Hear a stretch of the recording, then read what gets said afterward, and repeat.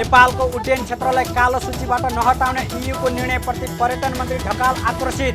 कसैको स्वार्थमा अतिरिक्त दबाब दिन खोजेको हो भने स्पष्ट पार्न चुनौती। सरकारले भोलि शुक्रबारदेखि पुनः श्रम स्वीकृति अनलाइनबाटै दिने। श्रम स्वीकृतिकै लागि नेपाल आउनै पर्ने बाध्यता अन्त्य हुने वैदेशिक रोजगार विभागको भनाइ। र सेयर बजारमा हरियाली छाउने क्रमले बिहिबार पनि निरन्तरता पायो। 125 अङ्कले उक्लिँदा कारोबार रकम पनि 6 अर्ब रुपियाँ नजिक पुग्यो।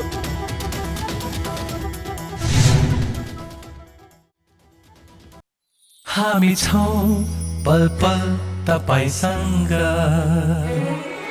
हिमाल पहाड तराईसँग, साथ छ हाम्रो बढ्ने कदमलाई। सलाम छ ती पोरखी हातहरूलाई, जिन्दगी सजाइदिन्छौँ हामी, हर सासको साथी बन्छौँ हामी। सुरक्षा अनि समृद्धि प्राण छ हाम्रो, हर आफू पनि बचाऊ, अरूलाई पनि बचाऊ। आजै नेपाल लाइफमा जीवन बिमा गरौँ। हामी हौ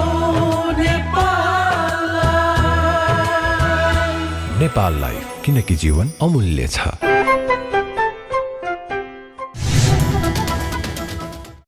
नमस्कार, कारोबार समाचारमा स्वागत छ। अब समाचार विस्तारमा। संस्कृति पर्यटन तथा नागरिक उड्डयन मन्त्री भानुभक्त ढकालले नेपालको अन्तर्राष्ट्रिय उडानलाई कालो सूचीमा राख्ने निर्णयको अन्तर्वस्तु केलाउनु पर्ने बताउनु भएको छ। बिहिबार नेपाल नागरिक उड्डयन प्राधिकरणको 22औं वार्षिक उत्सवको अवसरमा आयोजित कार्यक्रममा बोल्दै मन्त्री ढकालले नेपालको उड्डयन क्षेत्रलाई कालो सूचीमा राख्ने विषयलाई फरक ढङ्गले हेर्नुपर्ने बताउनु भएको हो। नेपालको योग्यता नपुगेका कारण हो अथवा कुनै पनि देशको स्वार्थका कारण कालो सूचीमा राखिएको हो भन्ने सम्बन्धमा अन्तर्वस्तु केलाएर हेर्नुपर्ने बताउनुभयो। कसैले कालो सूचीमा राखेर आफ्ना स्वार्थ पुरा गर्नका लागि अतिरिक्त दबाब दिन खोजेको हो भने अन्तर्राष्ट्रिय समुदायलाई भन्न सक्नुपर्ने पनि मन्त्री ढकालले बताउनुभयो। अब यसमा पनि ब्ल्याकलिस्ट भनेको छ, यो भन्यो त्यो भन्यो, यी के बहनाका कारणले हुन्? हाम्रो योग्यता नपुगेर हो, हाम्रो योग्यताको अभावको कारणले गर्दाखेरि मात्रै हो। त्यसलाई हटाउनका निम्ति हामी सक्षम हुनुपर्छ, यसमा कुनै दुविधा रहेन। तर त्यही ब्ल्याकलिस्टमा राख्छौँ भन्ने नाममा आफ्ना मकसदहरू पुरा गर्नका निम्ति हामीमाथि कसैले नचाहिँदो ढङ्गले हामीमाथि अतिरिक्त दबाब दिन खोजेको छ भने त्यसको बारेमा पनि हामीले तथ्यका आधारमा अन्तर्राष्ट्रिय समुदायलाई पनि भन्न सक्नुपर्छ। यो कारणले गर्दा हामी यो पोजिसनमा छौँ। यसले गर्दा म साथीहरूलाई के आग्रह गर्न चाहन्छु भने मुलुक सानो हुनसक्छ तर हाम्रो स्वाभिमान सानो छैन। हाम्रा आफ्नै खालका संस्कार संस्कृति परम्परा छन् जसले हामीले अन्तर्राष्ट्रिय क्षेत्रलाई पनि केही कुरा दिन सक्छौँ।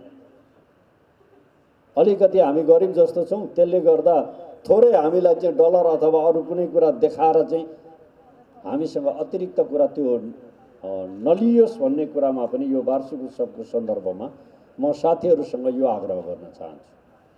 हामीले नगरेका कारणले हाम्रो संस्थामाथि प्रश्न उठेको छ, त्यसको निदान हुने गरी उपयुक्त खालको तथ्य तर्कका आधारमा त्यसलाई हामीले चाहिँ खण्डित गरौँ, तयार गरौँ। तर त्यो हुँदाहुँदै पनि हामीमाथि यो वा त्यो बहानाले प्रश्न उठ्ने गरेको छ भने त्यो प्रश्नको जवाफ पनि हामीले चाहिँ उपयुक्त दिनुपर्छ भन्ने नै लाग्छ। मन्त्री ढकालले राजनीतिक पहुँच र शक्तिको आधारमा विगतमा विभिन्न जिल्लामा एयरपोर्ट निर्माण गरिएकोले अहिले धेरै एयरपोर्ट सञ्चालनमा आउन नसकेको पनि बताउनुभयो।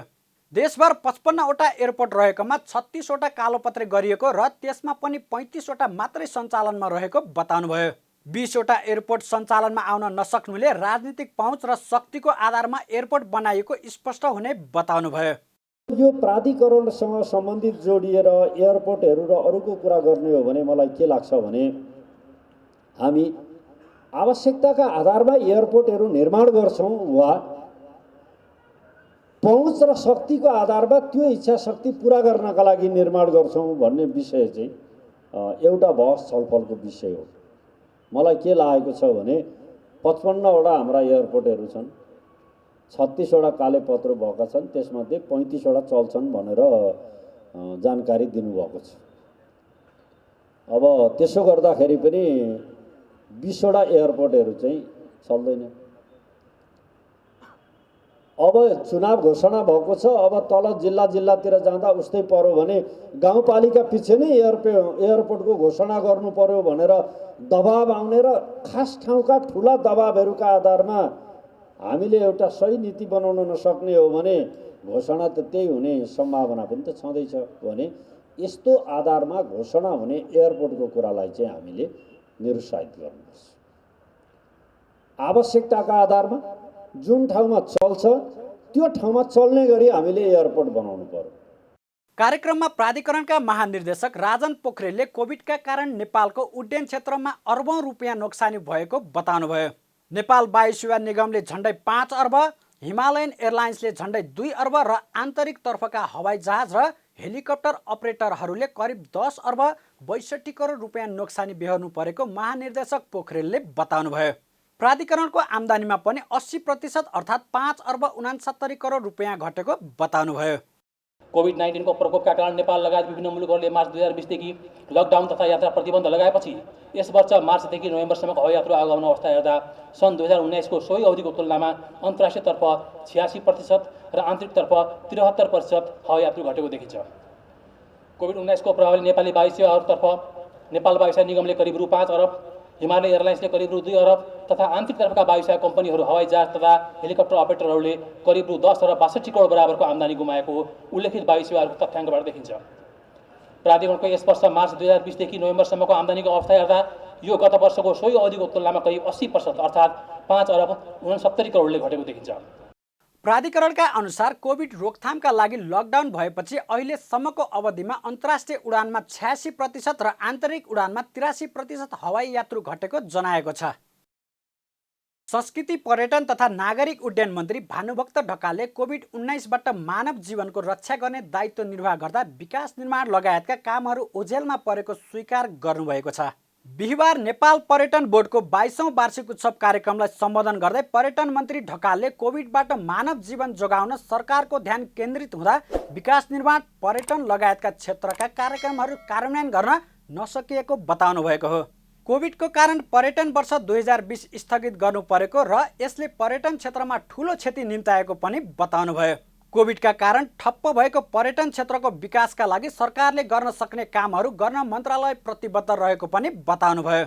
सरकारले पर्यटन क्षेत्रलाई माथि उकास्न आगामी दिनमा गर्न सक्ने कार्यहरूलाई प्राथमिकता दिएर कार्यान्वयनमा लैजाने पनि मन्त्री ढकालले बताउनुभयो। म साथीहरूसँग नम्रतापूर्वक के मात्रै अनुरोध गर्न चाहन्छु भने हामीले सुविधा वृद्धि गर्नुपर्छ, क्षेत्र विस्तार गर्नुपर्छ, राष्ट्रिय अन्तर्राष्ट्रिय क्षेत्रमा सुनाम कमाउनका लागि काम गर्नुपर्छ। यसमा कुनै सन्देह रहेन। तर यी सबै कुरो गर्नुभन्दा पहिले मान्छेले बाँच्न पाउनुपर्छ। बाँच्यो भने मात्रै सुविधा र सेवाका कुराहरू हुन्छन्। त्यसले गर्दा यो कोरोनाको कारणले गर्दा राज्यको दायित्व अहिले मूलतः मान्छेलाई पहिलो प्राथमिकतामा राखेर चाहिँ बचाउनुपर्छ भन्ने कुरामा लाग्दा अरू क्षेत्रहरू विकास निर्माणका कुराहरू, सेवा सुविधाका कुराहरू चाहिँ प्रभावित भएका छन्। यो बाध्यतालाई तपाईँ हामी सबैले आत्मसात गरेका छौँ, बुझेका छौँ। चाहे लकडाउन जस्तो अप्ठ्यारो अप्रिय कुरा होस्, त्यसमा पनि नेपाली जनताले सरकारलाई साथ सहयोग समर्थन गरेर नै यो भयावहलाई न्यूनीकरण गर्ने कुरामा पनि आफ्नो ठाउँबाट योगदान गर्नुभएकै छ। त्यसले गर्दा मेरो अनुरोध साथीहरूसँग के हो भने गर्न सकिने कुरा जति, गर्न सकिने काम जति गर्ने कुराका लागि हामी प्रतिबद्ध छौँ। वस्तुनिष्ठ भएर तपाईँ हामी छलफल गरेर यो काम चाहिँ राज्यले अहिले गर्नुपर्छ, अरूभन्दा यो प्राथमिकता हो भनेर कन्भिन्स गर्ने गरी हामीले हाम्रा सोचाइहरू बनायौँ भने ती कामहरू लागू गर्नको निम्ति गाह्रो हुन्छ। पछिल्लो समय बेलायतबाट फैलिएको कोरोना संक्रमणको नयाँ स्वरूपका कारण केही देशबाट हुने अन्तर्राष्ट्रिय उडान बन्द गरिएको समेत पर्यटन मन्त्री ढकालले बताउनुभयो। मानिसको जीवन बचाउने कुरा नै पहिलो प्राथमिकता भएकाले सरकारले त्यसै अनुरूप काम गरिरहेको बताउनुभयो। वैदेशिक रोजगार विभागले भोलि शुक्रबारदेखि अनलाइन माध्यमबाट पुनः श्रम स्वीकृति दिने भएको छ। वैदेशिक रोजगार विभागले श्रम स्वीकृति लिएका र पुनः श्रम स्वीकृति लिन चाहने वैदेशिक रोजगारीमा कार्यरत नेपाली नागरिकहरूले म्यादी जीवन बिमा र कल्याणकारी कोषको रकम भुक्तानी गरी अनलाइन माध्यमबाट आवेदन दिई श्रम स्वीकृति लिन सक्ने अवस्था मिलाएको हो।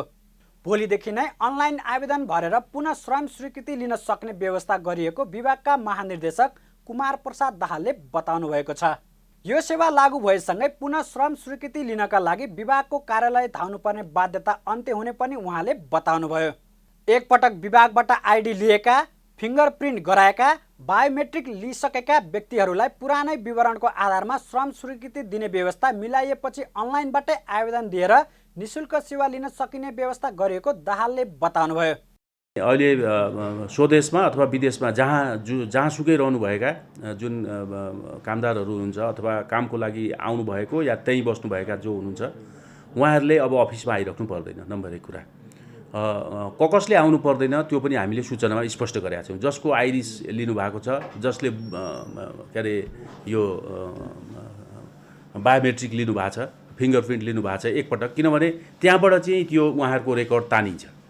पासपोर्ट नम्बर हान्ने बित्तिकै उहाँहरूको बायोमेट्रिक र आइरिस चाहिँ अटोमेटिकल्ली हाम्रो नोटिसमा आउँछ र त्यसैलाई आधार मानेर हामीले पुनः श्रम स्वीकृति दिने हो। उहाँका डकुमेन्टहरू अपलोड गरेर, डकुमेन्टहरू एनालाइसिस गरेर त्यो कुरो हामीले अलरेडी सूचनामा राखि पनि सकेका छौँ र चाहिँ यो चाहिँ जनवरी 1 देखि लागू हुन्छ। यसमा कुनै पनि प्रकारको फी लाग्दैन। अनलाइन यो ई सेवा मार्फत चाहिँ हामीले कल्याणकारी कोषबाट पनि पैसा जम्मा गर्न योभन्दा आजभन्दा 15-20 दिन अगाडि नै सूचना निकालेर इन्सुरेन्सको पैसा र कल्याणकारी कोषको पैसा त अनलाइन पेमेन्ट सुरु पनि भइसकेको थियो। अब यो अनलाइन पुनः श्रम स्वीकृति के गर्यो भने उहाँहरूले पेमेन्ट गरिसकेपछि उहाँहरूकै मोबाइलमा चाहिँ पुनः श्रम स्वीकृतिको जानकारी प्राप्त हुन्छ अथवा स्टिकर प्राप्त हुन्छ। त्यसले गर्दा उहाँले सबै प्रकारको विदेशमा बस्नु भएको छ, नेपाल आइरहनु परेन, यत्रो पैसा खर्च गरेर झन्झटिलो पनि भएन। अब त्यति पुनः श्रम स्वीकृतिको लागि नेपाल आउनुपर्ने जुन बाध्यता थियो त्यो बाध्यता अन्त्य भयो र यसको लागि उहाँहरूले कुनै पोइन्टमा पनि जानु पर्दैन। आफ्नै मोबाइलबाट अब आफ्नै कम्प्युटरबाट उहाँले स्वदेश विदेशमा जहाँ बसेर भए पनि पुनः श्रम स्वीकृति लिन सक्नुहुन्छ। नयाँ श्रम स्वीकृतिका लागि पनि विभागले मेन पावर, मेडिकल र ओरिएन्टेसन संस्थाहरूबाट बायोमेट्रिक विवरण तानेर अनलाइनबाट श्रम स्वीकृति दिने व्यवस्था गर्ने विषयमा छलफल गरिरहेको समेत दाहालले बताउनुभयो। अबको 2 महिनाभित्रमा नयाँ श्रम स्वीकृति पनि अनलाइन मार्फत दिन सक्ने गरी काम भइराखेको बताउनुभयो। अब नयाँ श्रम स्वीकृतिको लागि हामीले हाम्रो सेवा प्रवाहको पोइन्टमा किन मान्छे बोलाउनु पर्या हो अहिले भने नयाँ श्रम स्वीकृतिको मान्छे त विदेशबाट आउनु पनि परेन। विदेशबाट जाने बेलामा फर्स्टचोटि नयाँ श्रम स्वीकृति लिने विषय हो।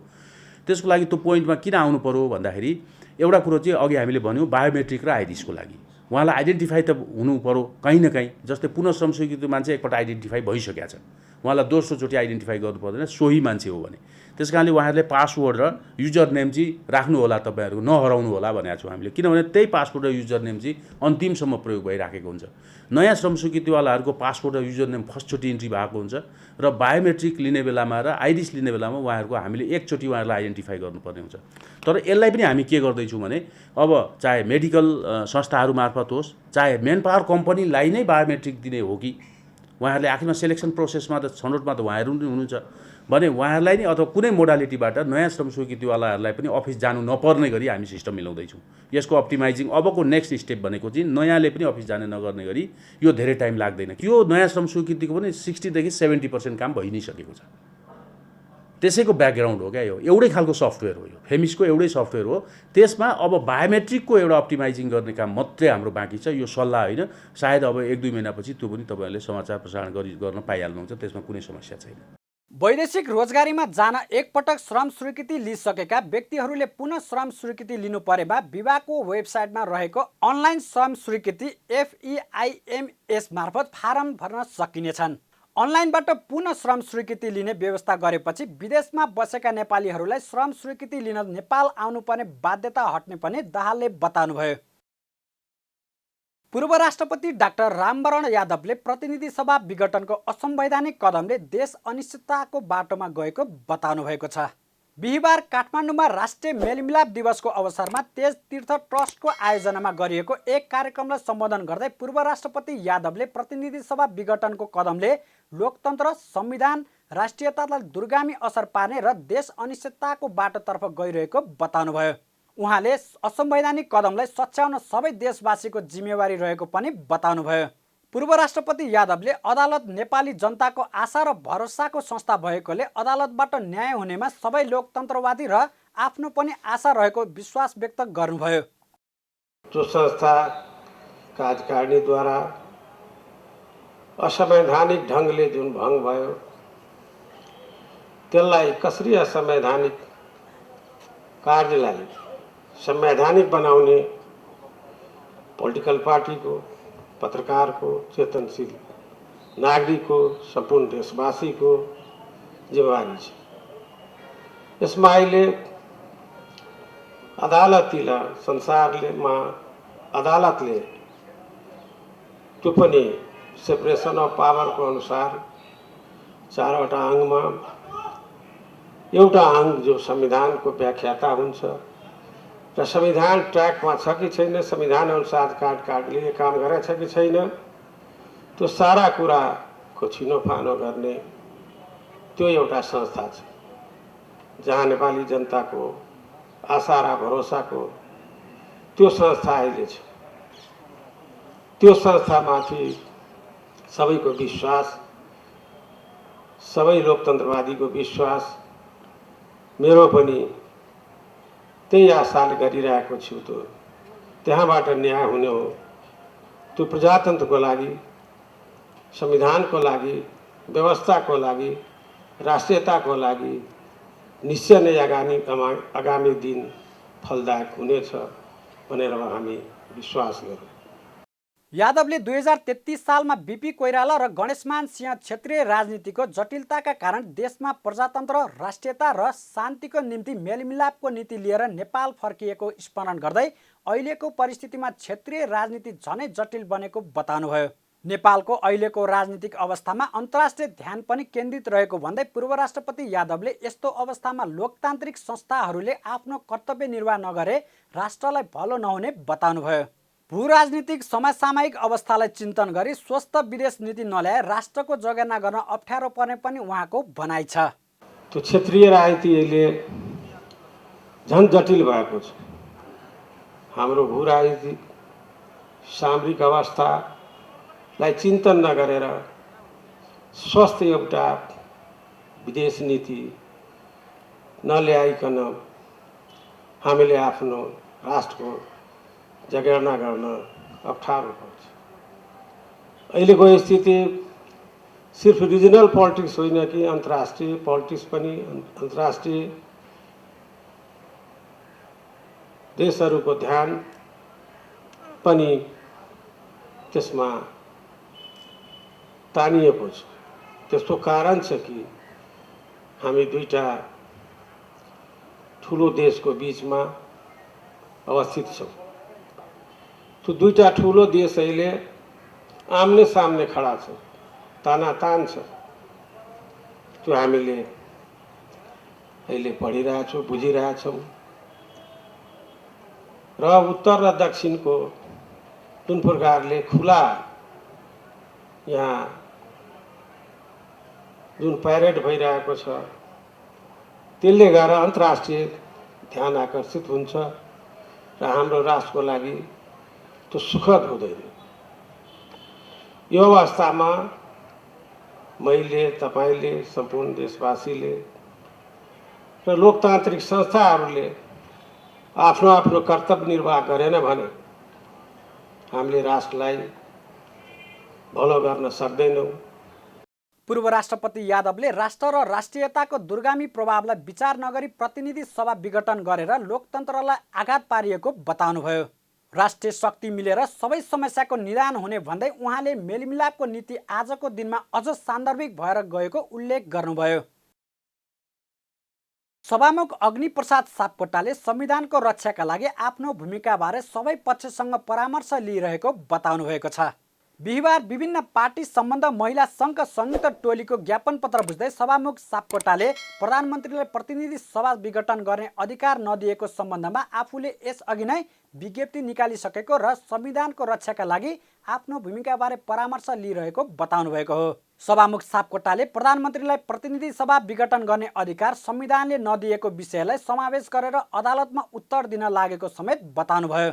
सभामुख सापकोटाले संविधानको रक्षा, देश र जनताको हितमा सधैँ समर्पित भएर काम गर्ने प्रतिबद्धता समेत व्यक्त गर्नुभयो। मैले उसको एउटा विज्ञप्ति जारी गरेर आफ्ना धारणाहरू सार्वजनिक गरिसकेको छ र त्यो नै मेरो आधिकारिक औपचारिक धारणा हो र तपाईँले उल्लेख गरे जस्तै अहिले हाम्रो संविधानले यही परिस्थितिमा प्रधानमन्त्रीलाई यो प्रतिनिधि सभा विघटन गर्ने अधिकार दिएको छैन।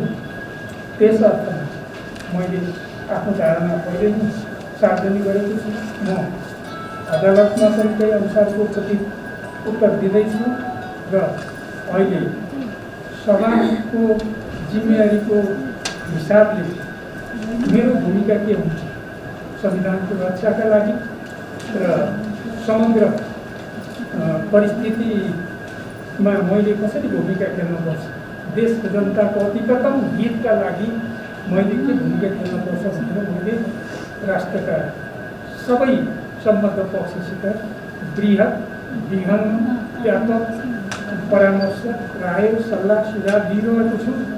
महिला सङ्गठनहरूले बुझाएको ध्यानाकर्षण पत्रमा प्रधानमन्त्रीले प्रतिनिधि सभा विघटनको असंवैधानिक र अलोकतान्त्रिक कदम चालेर देश र नेपाली जनतालाई अनिश्चितकालीन अन्धकारको सुरुङभित्र धकेलिएको उल्लेख छ। उनीहरूले प्रतिनिधि सभा विघटनको घोषणा खारेज हुनुपर्ने माग समेत गरेका छन्। ज्ञापन पत्र बुझाउनेहरूमा नेपाल कम्युनिस्ट पार्टी नेकपा प्रचण्ड माधव समूह सम्बन्ध अखिल नेपाल महिला सङ्घ, जनता समाजवादी सम्बन्ध समाजवादी महिला सङ्घ, राष्ट्रिय जनमोर्चा निकट अखिल नेपाल महिला सङ्घ, विवेकशील साझा पार्टी निकट विवेकशील साझा महिला रहेका छन्। राष्ट्रिय सभाका सदस्यहरूको कोभिड-19 परीक्षणका लागि स्वाब सङ्कलन गरिएको छ। राष्ट्रिय सभाको हिउँदे अधिवेशन शुक्रबार अर्थात् भोलिबाट सुरु हुने भएपछि आज बिहिबार पिसिआर परीक्षणका लागि स्वाब सङ्कलन गरिएको हो। अधिवेशनको पहिलो बैठकको अघिल्लो दिन सबै सदस्यहरूको निशुल्क पिसिआर परीक्षणका लागि स्वाब सङ्कलन गरिएको संसद सचिवालयले बताएको छ। राष्ट्रिय सभाका अध्यक्ष गणेश प्रसाद तिमल सिन्हा सहित सबै सदस्यहरूको पिसिआर परीक्षणका लागि स्वाब सङ्कलन गरिएको छ। पिसिआरको रिपोर्ट शुक्रबार बिहानसम्म आउने र नेगेटिभ भएका सांसदहरू मात्रै अधिवेशनमा सहभागी हुन पाउनेछन्। सरकारले पुस 5 गते प्रतिनिधि सभा विघटन गरेकाले यसपटकको हिउँदे अधिवेशनमा राष्ट्रिय सभाको बैठक मात्रै सञ्चालन हुनेछ। साताको अन्तिम दिन पनि शेयर बजारमा हरियाली छाएको छ। बुधबार झन्डै 50 अङ्कले बढेको शेयर बजार मापन गर्ने नेप्से परिसूचक बिहिबार 25.21 अङ्कले बढेर 2087.27 अङ्कमा उक्लिएको हो। ठुला कम्पनीको कारोबार मापन गर्ने सेन्सेटिभ इन्डेक्स पनि 7.40 अङ्कले बढेर 398.70 अङ्कमा रोकिएको छ। केही दिनदेखि नेप्से परिसूचकमा लगातार उछाल आएको छ। परिसूचकमा उकालो आए पनि कारोबार रकम र शेयर सङ्ख्या भने घट्दै गएको थियो। तर कारोबार रकम पनि बिस्तारै पुरानै लयमा फर्किँदैछ। बिहिबार 207 कम्पनीको 1,14,64,000 किता शेयर 5,70,34,00,000 रुपियाँ बराबरमा किनबेच भएको छ। कुनै बेला 9 अर्ब रुपियाँ माथि पुगेको कारोबार रकम खुम्चिएर 3 अर्बसम्म झरेको थियो। बुधबार 4,44,62,00,000 रुपियाँ बराबरको शेयर किनबेच भएको थियो।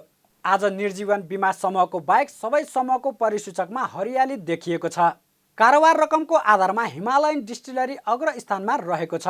डिस्टिलरीको 46,88,00,000 रुपियाँको शेयर किनबेच भएको छ। दोस्रो र तेस्रो स्थानमा नेपाल लाइफ इन्सुरेन्स र नागरिक लगानी कोष रहेको छ। बजारमा उछाल आउने क्रमले निरन्तरता पाउँदा साल ट्रेडिङको कारोबारमा सकारात्मक सर्किट लागेको छ। कारोबार समाचारमा अब सुन चाँदी र विदेशी विनिमय दर सम्बन्धी जानकारी।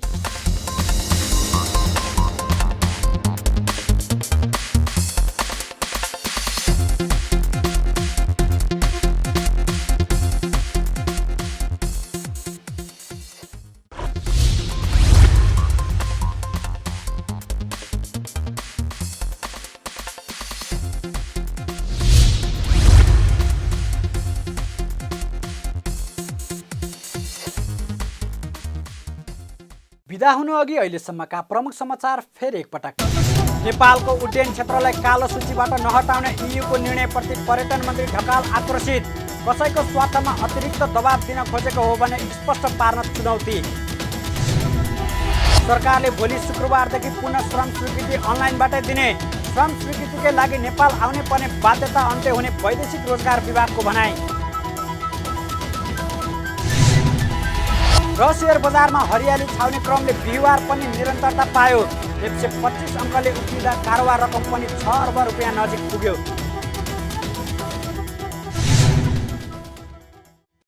कारोबार समाचार सकियो। हामीलाई बिदा दिनुहोस्। नमस्कार।